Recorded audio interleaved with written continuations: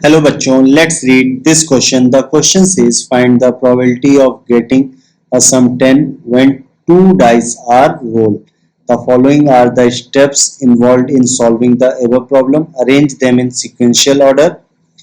First, when the two dice are rolled, the number of possible outcomes 6 into 6 is equal to 36. Favorable outcomes are 4, 6, 5, 5 and 6, 4. The required probability 3 upon 36, 1 by 12. When a dice is rolled, the possible outcomes are 1, 2, 3, 4, 5 and 6.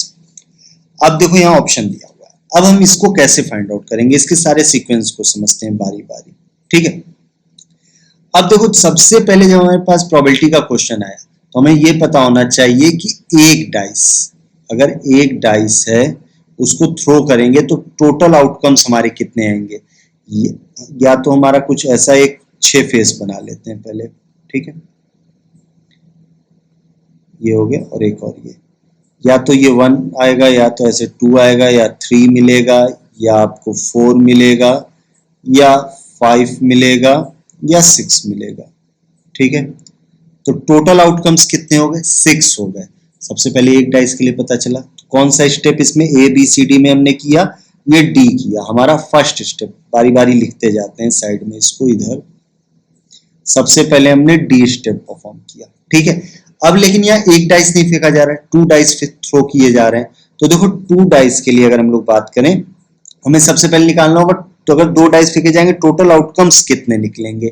तो यहाँ पे समझो एक dice के outcome fix हैं, एक dice के fix हैं, तो 2 डाइस के हम लोग क्या निकालेंगे, आउटकम्स निकालेंगे टोटल. ठीक है, पॉसिबल आउटकम्स. तो ये कितने हो जाएंगे, 6 इंटू 6 हमारे कितने आ जाएंगे, 36 आ जाएंगे. अब इसमें से कौन सा एक्शन परफॉर्म किया, ये ए किया, तो यहाँ लिख लेते हैं ए. अब जब हमें ये पता चल गया टोटल हमारे पॉसिबल आउटकम्स कितने आ गए, 36. अब हमसे ये कह रहा है सम 10 होना चाहिए. तो हमारा दिमाग जाएगा कि भाई 10 किसके किससे आता है. ठीक है, किन किन नंबर्स को जोड़ने पे 10 आएगा. तो यहां समझो ये 1 है, 2 है, 3 है, 4 है, 5 है, 6 है. ठीक है, इन्हीं को जोड़ना है और 10 लाना है. किसको किसको जोड़ने से 10 आता है, तो हम कह सकते हैं यहाँ से 4 + 6 जोड़ने पे 10 आ जाएगा. भाई पहले डाइस में 4 आ जाए, दूसरे डाइस में 6 आ जाए तो हमारा 10 बन जाएगा. पहले डाइस में 5 आ जाए, दूसरे डाइस में 5 आ जाए, हमारा 10 बन जाएगा.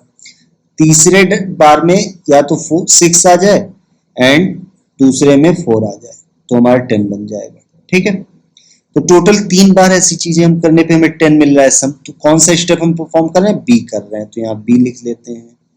ठीक है, अब हमें पता चल गया कि भाई ये कितनी बार आ रहा है, टोटल हम कह सकते हैं ये 3 टाइम्स आ रहा था. अब हमें क्या पता है, ये हमारा फेवरेबल आउटकम्स था, फेवरेबल आउटकम्स, और ये हमने टोटल आउटकम निकाल ही रखा है, टोटल आउटकम. अब देखो हमें जब प्रोबेबिलिटी निकालनी होती है तो हम क्या फंडा लगाते हैं, probability of an event is equal to favourable outcomes upon total outcomes.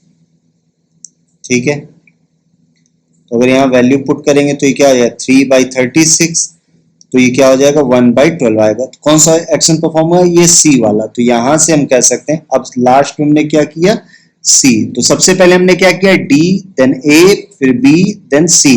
तो इन ऑप्शंस को ऑब्जर्व करने से कौन सा मिल रहा है, डी ए बी सी का मिल रहा है, ऑप्शन डी में मिल रहा है. तो यहां से हम कह सकते हैं the final answer is option D is correct. Hope you understood it well. Best of luck.